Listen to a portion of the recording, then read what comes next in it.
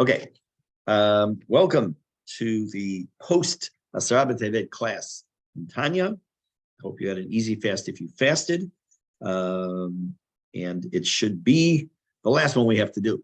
Everyone says by Tisha B'Av, oh, it's the last one we should have to do for Tisha. Well, don't forget Asara B'Tevet, Shiva Asara Tammuz, Tzom Gedalia, and Tisha B'Av all have the same common theme, which is the Beit HaMikdash. So every one of them we need to end. And should be l'sasonu l'simcha b'karov b'ezrat Hashem umay. Okay, where are we? First, the learning tonight should be for Shleimah for Noah Bat Shimrit. Noah Bat Shimrit is the 9-year-old girl still in Schneider Hospital, who was in a terrible car accident a couple of weeks ago on Motzei Shabbat. And I am thrilled to report that yesterday afternoon she had an actual conversation. She was tzlula, she was clear-headed, she walked some, and there's ups and downs. But the fact that she did that, she recognized everybody in the room. Not me, I wasn't there. She would recognize me anyways, is truly a nace. When I talked to her father this morning, he said exactly a week ago, she was in intensive care and they didn't know what was going to happen. And here she is, she was walking around some, talking a little bit today and yesterday. Hashem hu HaMelech. Okay. Go. So what's happening here? I want to give a little brief, let me go straight to the slides. If I can find it here. There we go. A brief review. It'll take about 5 minutes, hopefully only 5 minutes, to give a brief review of what we did last week, because without that, you'll be lost in the rest of this chapter if you didn't have a chance to watch the video. This chapter starts to answer some questions. Until now, we dealt with the definition of a tzaddik, the definition of a rasha, the definition of a Beinoni. And now we were coming back to answer one question, and later tonight, hopefully a second question, that's posed in the very beginning of Tanya. I'm just going to reread the statement that was made in the beginning of the book, and then I'll explain how he answers it. Tanya, we learned in the Braita, Mashvino ti tzaddik v'al ti rasha. We are a neshama is told to make an oath that you should be a tzaddik and you won't be a rasha.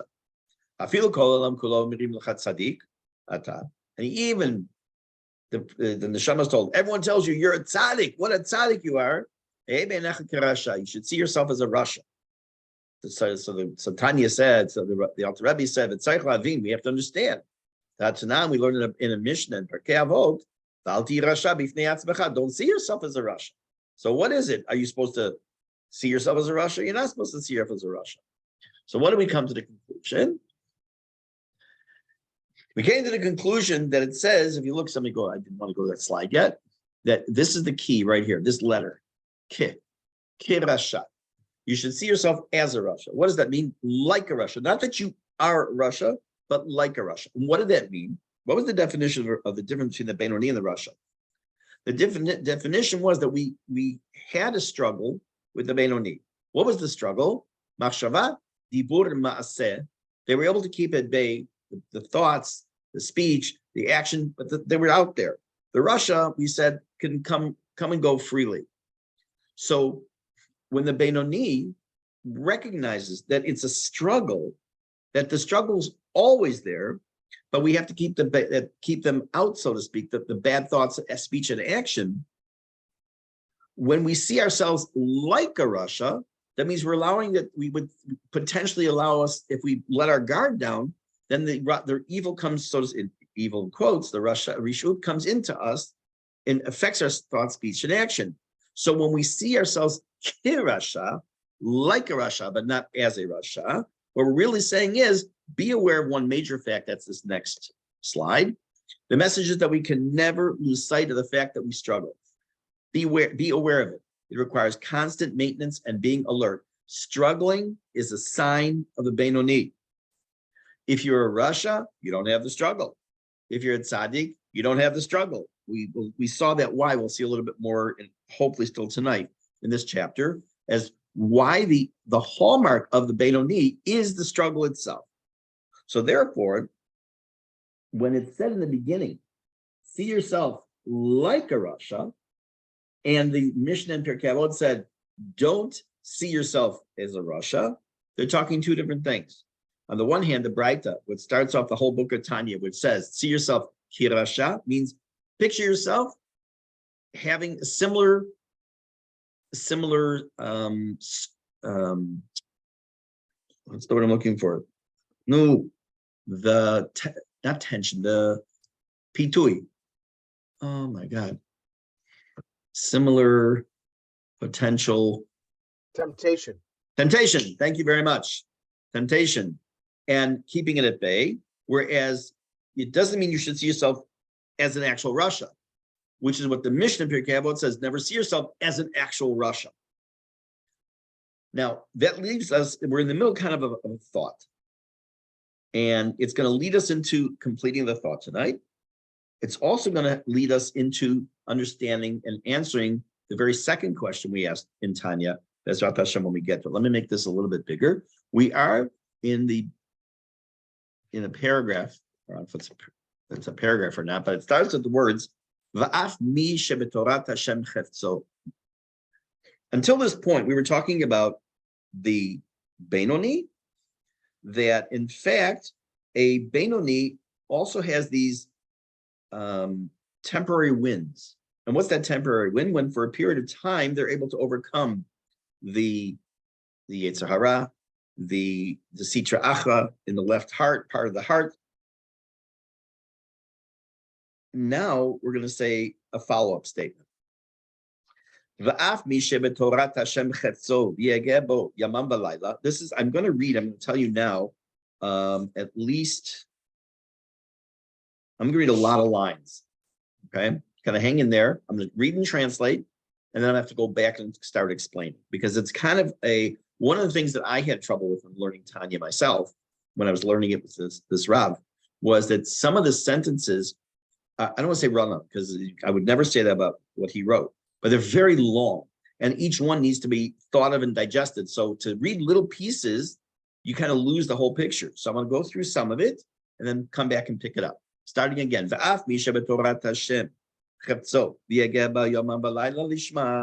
Even a person who may spend his entire day, who desires God, he's learning Torah day and night, lishma. We discussed this idea that you're learning Torah for Torah's sake and not for any other reason. A person might say, look at me. He might say to himself, all I do is learn.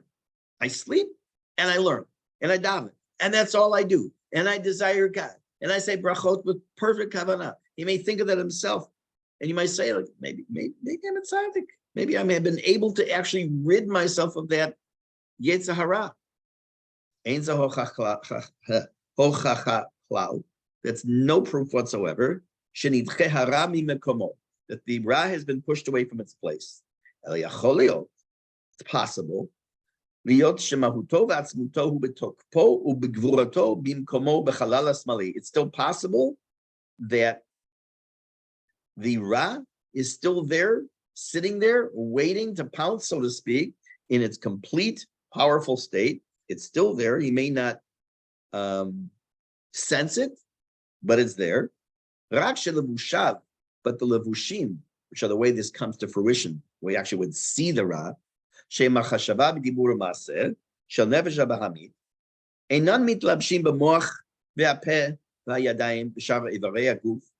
but for that moment, for that time, while he's learning and he's davening, he's so into Hashem that during that time, his thoughts, speech, and action do not exhibit any Ra whatsoever. Why?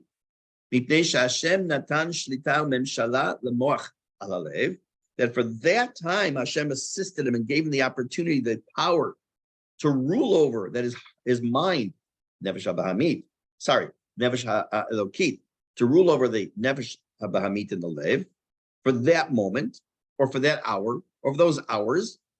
Lachein, therefore, Nefesh HaElokit Shebemoach Moshelet B'Ir K'tana, that for that period of time, the Nefesh Elokit is able to rule this little city. Again, remember to say that Yer K'tana is us, is ourselves.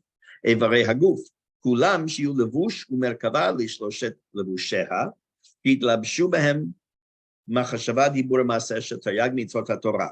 Meaning that during the time when he's learning and he's davening, he's doing mitzvot, and he's focused, and maybe even it seems in his mind that he's been able to push the Ra completely away. Yes, he's got to recognize it's still in there. And not only that, all the outward appearances that he's doing now, of whether he's doing it through thought, speech, and action, and doing mitzvot, everything right now outwardly looks grand and fantastic. Aval, look at this bold, I bolded. Avamahuta v'atzmuta shel nefesh elokit. But the essence, the actuality of the nefesh elokit, ein la shlita umemshala al mahuta v'atzmuta shel nefesh habahamit bebenoni. In it, there's a klal gadol, a massive rule that when it comes to a benoni, that the essence of the nefesh elokit does not rule and eradicate, so to speak, the essence of the nefesh habahamit in a benoni, except, again, I told you I'm going to read a lot. We're going to go back to it. Except, let me move down. Ki im b'sha'a she'ahavat Hashem hu b'hitgalut libo. Except only in the times that we saw this already earlier in the chapter. He's going to even say that we saw this earlier. That only in specific times will it seem that the nefesh elokit has completely pushed away the nefesh habahamit when his heart is revealed. Be'itim mezumanim, at specific times, for example, like at davening or other similar times. Again, let me continue reading, and then let me go to the next slide before we pick up more. V'af gam zot hapam. And even when the benoni is davening, ein rak shlita umemshala levad, it's only a form of control. Actually, let me stop. Let me go back. Let me start explaining this slide first. And then just for like 2 minutes, and then I'm going to pick it up on the next page.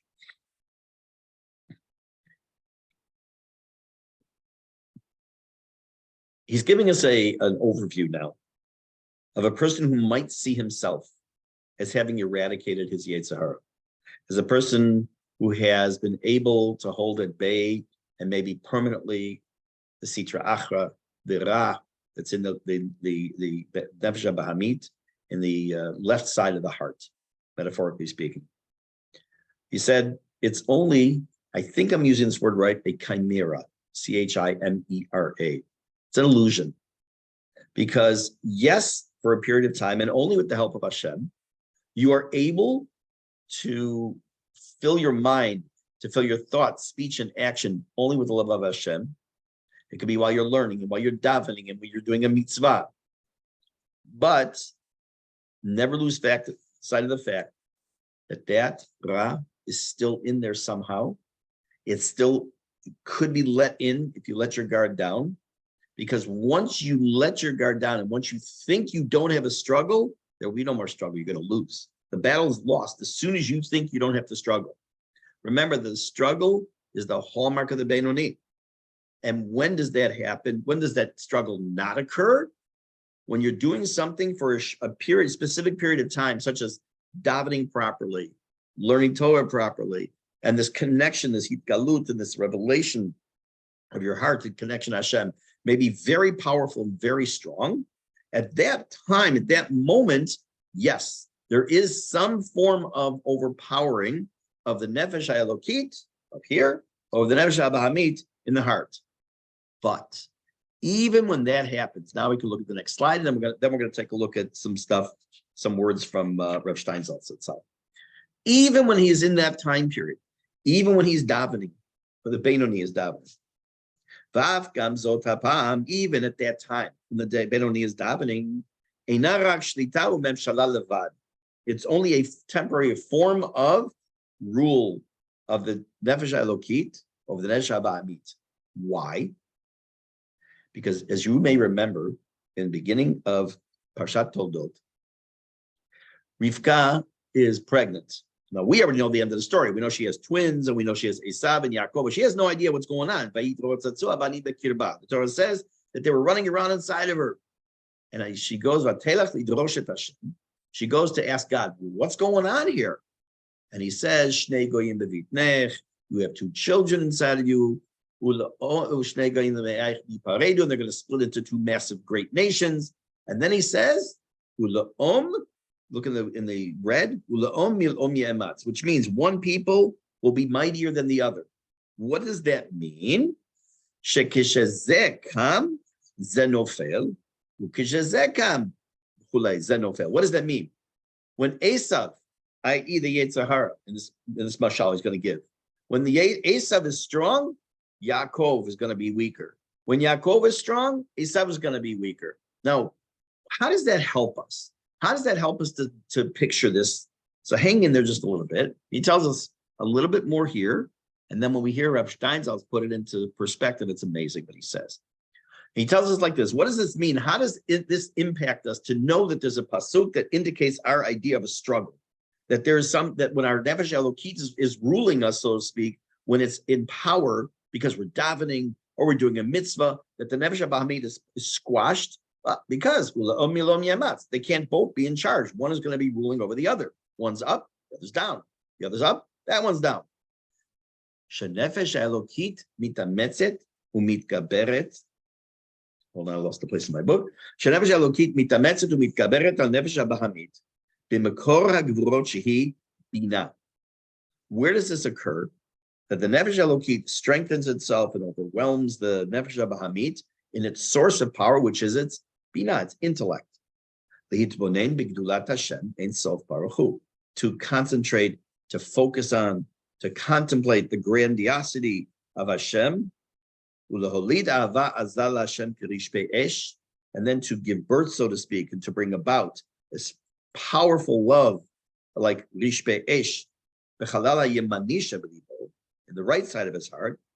V'az, and at that moment, itkafia, we discussed this topic before, itkafia, he is suppressing the sitra achra shebechalala smali.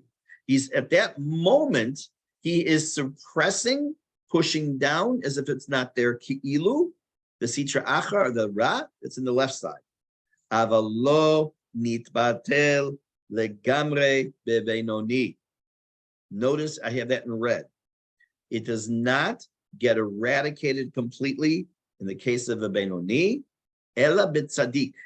Only a tzaddik has been able to eradicate the left side, the ra on the left side. Give me another couple lines, and I'm going to stop and explain. Shenemar, for it says, David HaMelech says, "V'libi chalal b'kirbi," that my heart is empty, is hollow on that side, meaning he didn't have a Yetzirah anymore. We talked about this when we defined the tzaddik, that he is repulsed by evil, v'son o b'tachlita sina, and he hates it, v'hamius, o shelo b'tachlita sina kana. Okay, a lot been said here. What we need to talk about are two concepts here. Number one, what is this business, ulaom milom yematz? And what is this business of avalonit batel lagamre beben? So we're going to take a look at a couple things. Okay. No, we're not going to do that slide yet. That's out of order. Okay. In the topic of ulaom milom yematz, the idea that one people shall be mightier than the other. How does the idea of Esav and Yaakov and running around inside of Rivka, how does that help us? Why does he use that as the mashal? Let's take a look at what Rav Steinsaltz tells us. I'm going to go through this slowly. Yeshna b'dicha shel chasidim. It's actually not just by chasidim. We say this pretty commonly. Sheme'ever legnut leitzanut yesh ba shichva shel mashmaut amuka. That beyond any like the foolishness and silliness, or sometimes the condemnations, there's something, like they say, there's always a little bit of truth when a person says to you, "Oh, please, I would never want to spend any time with you," as a joke. Sometimes there's a little bit of truth to that. So what's this have to do with anything? Midrash says the Midrash in Bereshit Rabbah, Shebiot Rivka hara, when Rivka was pregnant, she felt this struggle inside of her that was happening.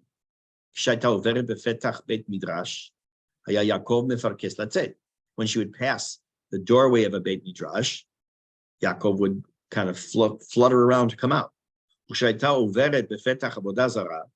And when it came to pass a house, a doorway of Avodah Zarah, let's say, he tried to get out.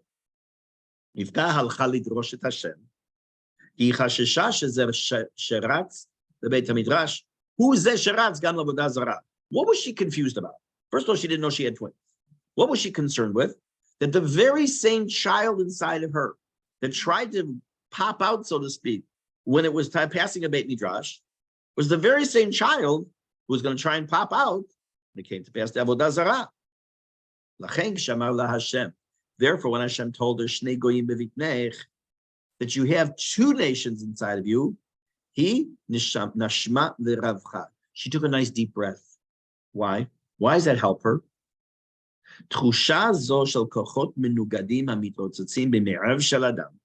The feeling that there are two competing powers, as it were, within a person, it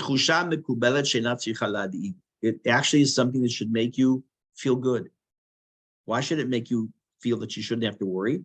Why did it calm Rivka down? To find out that it wasn't one being in her that wanted to go both to Avodah Zarah and to Beit Midrash, but there were two. One wanted one direction and one wanted the other.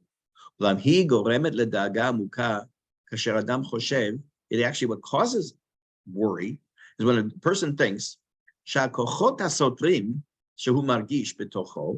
the competing feelings that the person has inside come from one source, from one neshama.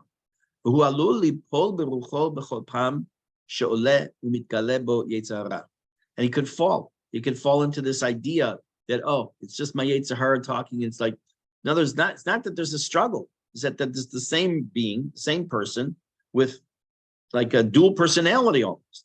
A person davens and they feel an experience of holiness. And specifically then, he has all these crazy thoughts while he's in the middle of davening. The person does a mitzvah. And then he does something, he falls into a pit, so to speak, metaphorically speaking, to a point where he can't think he can get out of it. If he sees himself as just one neshama, one person, one neshama, that the being, person, him, that daven in kedusha, he's the one who's also having these bad thoughts. He's going to give up. He's going to say, I can't believe in myself. I can't do this. He says, what kind of person am I? I just finished davening, and I'm having these thoughts of things I want to do that I shouldn't do. It's never going to work. Aval kasher hu yodea sheshnei goyim bevitnech, that he has two beings in quotes inside of it. Sheba etzem ein kan nefesh achat, that is not really one neshama. Ela shtei nefashot hane'evkot betocho. He has two neshamot that are having a struggle inside. U'ba'ofen shela'om mil'om ye'ematz, meaning that when one is winning, the other is down. Shel choser shlemut mahuti, shel choser yecholet mahuti, להגיע להכרעה סופית של המאבק, יש אז מובן אחר לעלויות ורידות, למאבק הפנימי שמתעורר בו בכל פעם מחדש. What's he saying before I continue? If I think that I have one neshama, and that's it, and at the same 5 minutes after I daven, I'm cheating someone in business, I'm telling you Lashon Hara, and I see that one neshama is, I'm never going to win. It's not that there's a struggle, it's just that's who I am. But when I know that there's two beings, there's this Yetzer Tov, Yetzer Hara, there's what we call the Sitra Achra and Sad Kedusha. There's the Nefesh Elokit, Nefesh Abahamit, and I know this one is controlling this when I'm doing something properly and I'm winning the struggle. And as soon as I mess up, and as soon as I let this guy come in, this Nefesh Elokit is going to go down and Nefesh Abahamit is going to start to go up. Then I know it's something that I have that's competing. And now what I know is I have to work on making this one stronger. But if it's all one, what am I making stronger? It's much more difficult that way. Adam Yodea, as then a person knows, שיכולה להיות בו התגלות של קדושה, באופן שלא ירגיש כלל את קיומו של הצד האחר. It's possible he can have this revelation of kedusha to an extent while he's having it, and not even recognize the fact that there's something else in him, this negative part.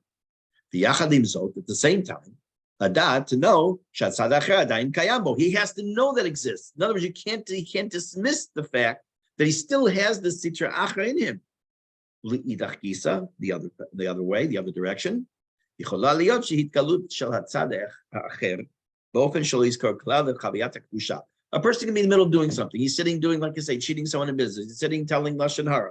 He's sitting there watching stuff he's not supposed to watch. And there's no izkur, there's no mention, there's no remembrance whatsoever of the kedusha, the holiness he may have had when he put on his tefillin, or when she did hafashat challah, or when he or she did whatever mitzvah. He has to know, shebechol zot, nevertheless, hakdusha adayin kayemet. I still have that neshama elokit. That nefesh elokit is still there. The ein lo ela legalota. All I have to do is to reveal it. It's a huge, huge difference when you recognize you have the nefesh elokit, the nefesh bahamit. Not that it's one, but it's uleom milom niyamatz. If you allow this one to happen and do the kedusha, this one automatically is going to go down. You allow this one to take over, this is automatically going to go down. But keep in mind that this struggle for this balance, it's not even a balance. You want this to be gone completely out of the picture, literally, and this one to remain. But during this struggle, when you do realize that the fact that you did something that's filled with kedusha does not negate the fact that you still have a nefesh habahamit in you, or vice versa, you did nefesh habahamit type of action, you did something wrong, but don't lose hope because you still have the nefesh elokit. And then nefesh elokit, your job is to latch onto it, to make it stronger, to drive away and to drive down at least the kafia, and eventually itapcha, the whole idea of the transformation, which is by the tzaddik. So it makes a very big difference in the perspective that a person has when it comes to, is it one thing inside or is there the struggle? So this le'om milom yamatz represents the struggle.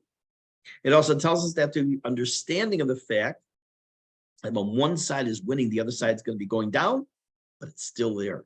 And that's the struggle we have to be aware of.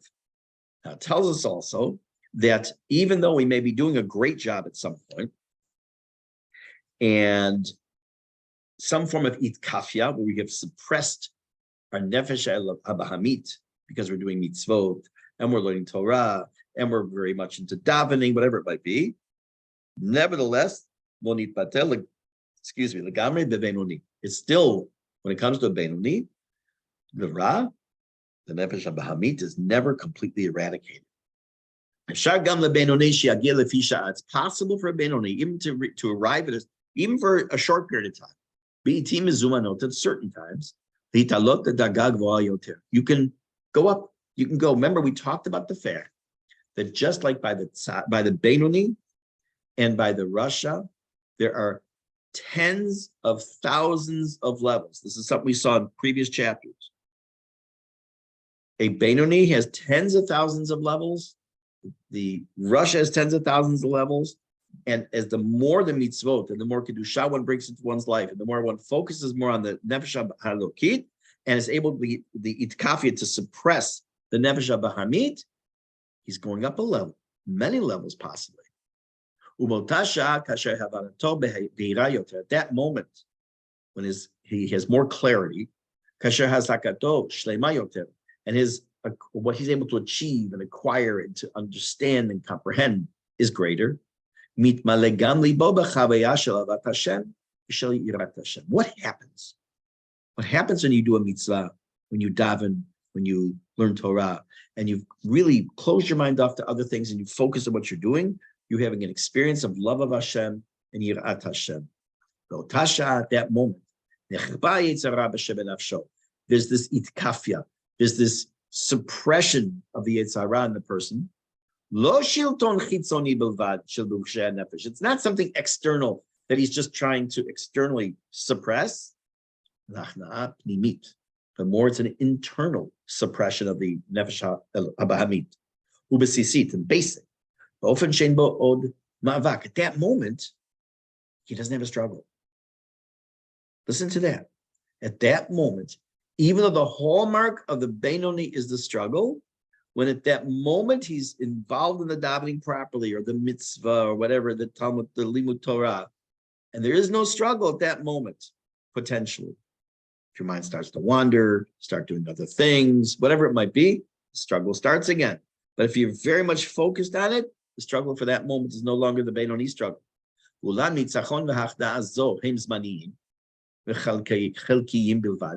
say, well, big deal. I'm alive 24 hours a day. And out of my whole 24 hours, I might have 14 and a half minutes where I did something great. And I was able to reach this level, and I had the Nefesh Elokit was great, and there was like kafia against the Nefesh Bahamit. So what? Even though that victory is short-lived, by the way, it's short-lived, not short-lived. Even though that victory is short-lived and it's temporary, even though it's not completely eradicating and uprooting the evil. Again, when we talk about evil, we're not talking about being a bad person. We're talking about the other things we've already spoken about. You're still the Benoni. You're still good. You still have that chance every single time you start to do something of Kedusha, a mitzvah, Talmud Torah, davening. These are things that can help raise you to be able to do those and to reach that kind of a height. Now, I want this next one. No, not yet. Let's go back to the text.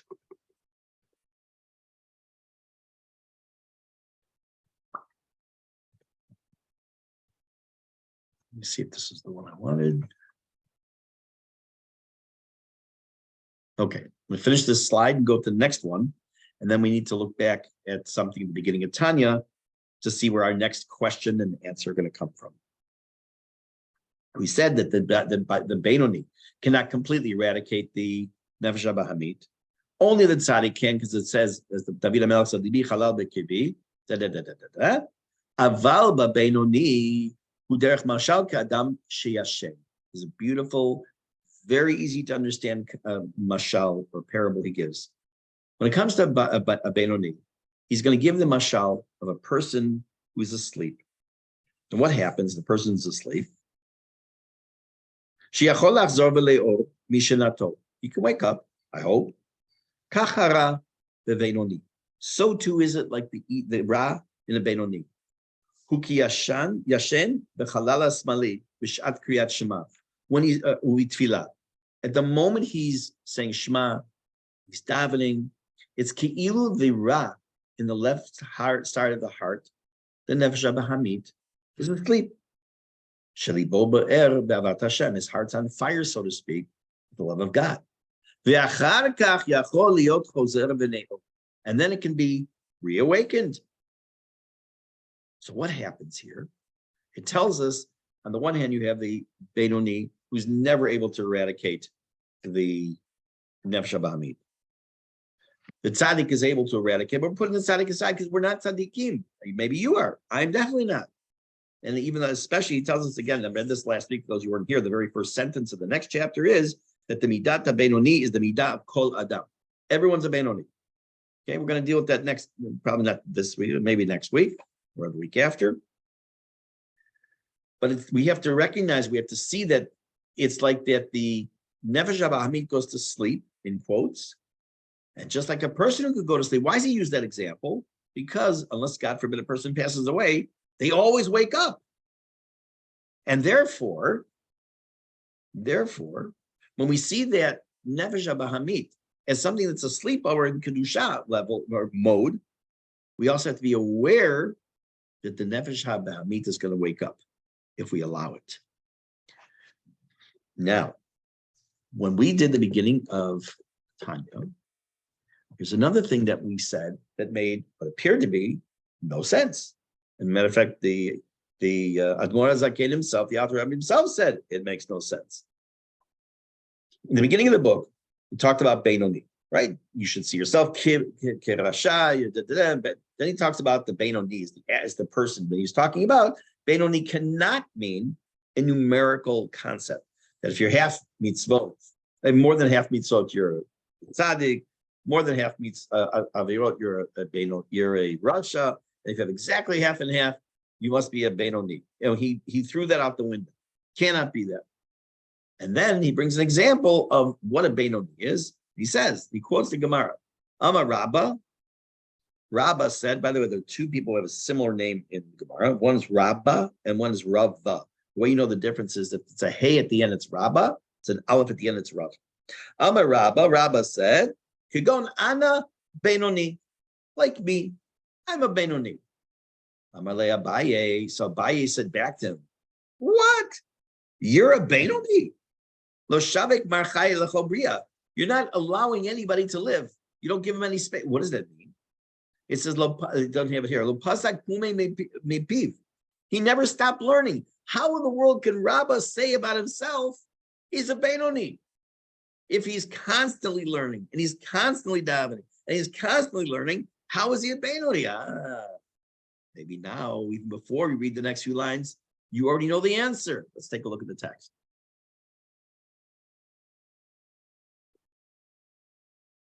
V'lachein, and therefore, Haya Rabba machzik atzmo kebenoni.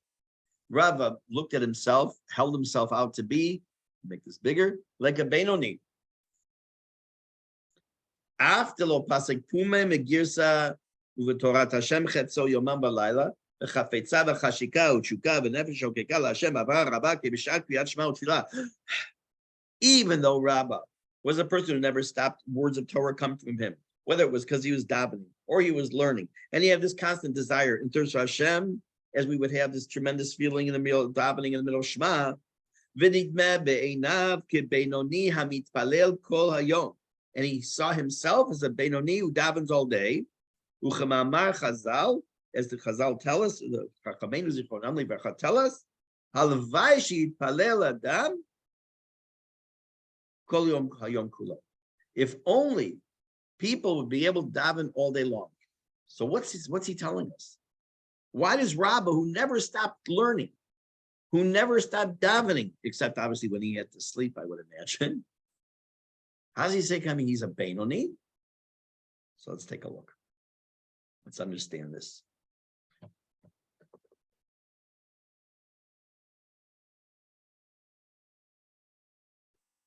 Okay. First, I'm going to make this a little smaller. And then we're going to go back up and see what Rosh Steinsaltz said. I shouldn't say man, I should say main levels. Great, good job, good job. Okay, just trust me on this one. Out of the main levels of Benoni, remember we said with tens of thousands, but we can also summarize them into three general categories. A Benoni whose machshava, dibur, ma'aseh are perfect, but he still struggles. That's pretty much most Benoni. He's careful not to do mit averot. He's careful not to let thoughts come into the head, but they do. He stops them right away. Next level, he learns Torah all the time. So his struggles are there, but they're on hold. They're on hold. They're being suppressed at that for that time. But there's the Benoni who davens all day. What does that mean? He davens all day, prays all day. It means to be at the level of davening all day. He is consumed by a level of love of Hashem, and that is where Rabbah saw himself by design. He needed to see himself there. Why? So now we'll take a look at Rosh Steinsaltz. Go explain that. Oops.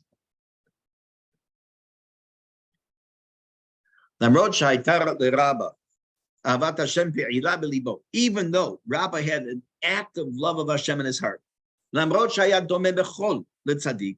spite of the fact that I'm sure he seemed to be completely comparable to a tzaddik, Rabbah rather chose to act in accordance with the statement of the Gemara, which is, remember,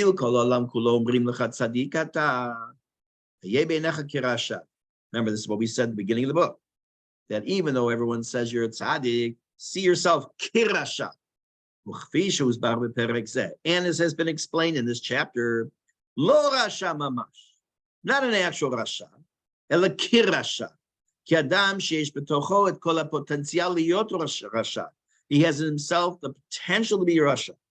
Ela sheinu margish bechol ze. He doesn't feel it. He's not aware of it completely. Kevan shu asuk kol hayom belimud haTorah lishma. Since he's involved day in and day out, learning Torah lishma, be'ahava, b'chashika, b'nefesh shokeka, with a feeling, this constant drive and desire and thirst, b'chol zmano v'chol nafsho, all his time and his whole neshama. All right. What happens? It's not that it's gone. It just isn't given the opportunity to pop to the surface. If it only just stopped for a little, his action, his proactivity in service of God, immediately the Nachash HaKadmoni is a fancy term referring to the Nachash in Sefer Bereshit, the snake, but like the Yetzer Hara. We'll come back. Rabba ra'a et atzmo kebenoni. Rabba saw himself as a benoni. She'eno margish betocho et hara. Kivan shu mitpalel kol hayom. He saw himself as a benoni who was unaware of the ra inside of him because he was involved all day. He was involved day in and day out with the topic of that would awaken a love of God and Yirat Hashem. The ofen shara shebo hu ki Hashem. It was more like at that moment that the Ra was there or was asleep. Ulam ha'uvda shu malei b'avat Hashem eno choshek b'davar acher. The fact that he's filled with the love of God and doesn't desire anything else, does not mean the essence of his neshama changed. Rabba doesn't know for a fact, and nor can he know. He does not know for a fact and cannot know for a fact if he was able to completely uproot the ra inside of him and to exchange it for something completely good. Maybe the ra is there just like the way the day it was when it was born, so to speak. It doesn't come to fruition proactively, but maybe it's still there. So what is he telling us? When Rabbah said at the beginning of our book, this quote from the Gemara, but Rabbah said, like me, I'm a Benoni. He's trying to be realistic that even though he is someone who the pasuk the word of Torah never stopped flowing from his mouth, it was possible that the Ra was still inside of him, as we would say, dormant, but don't say not asleep, it's dormant. The word dormir, to sleep, French, and I imagine also comes from Latin. So that it was dormant. So he's in a sense protecting himself, because this moment he lets his guard down, maybe the Ra is there. He doesn't know. He's been so busy all the time doing mitzvot and Torah and learning and davening. It may just be dormant inside of him. And even though everyone said, hey, what a tzaddik you are. Even though the whole world tells you it's tzaddik, you should be what? Kirasha. What does it mean, kirasha? Again, understand that you have the struggle. Kirasha means you're a Benoni. Doesn't mean you're a Rasha. It means you are kirasha. You are like the Rasha, which means that there's something there. You have to be aware of it. And if you lose sight of that struggle, you're going to lose the battle. I will tell you that at this point, when we reach these the two dots, if you have the printing in front of you, this is a very significant milestone we've reached in this chapter and in this book. When we continue Bezrat Hashem next week, I'm going to kind of give a little summary, of course, and then know that we will be speaking the rest of this chapter about the concept of ahava, or love, by the Benoni during the time of Tefillah. I'm going to put out a notice, but for those of you who come to the Navi class, you'd think that being the Masada Kedushin for a wedding, I would remember I have a wedding. So Sunday night I have Bezrat Hashem Masada Kedushin for a wedding, so we won't have class, but I'll send out a note to those of you in the class. In the meantime, have a wonderful evening, and try to work on that Nefesh Elokit elevating, and leave that Nefesh Bahamit is tied to go down, down, down, because they can't coexist at the same level of strength, and it's all in your hands to do.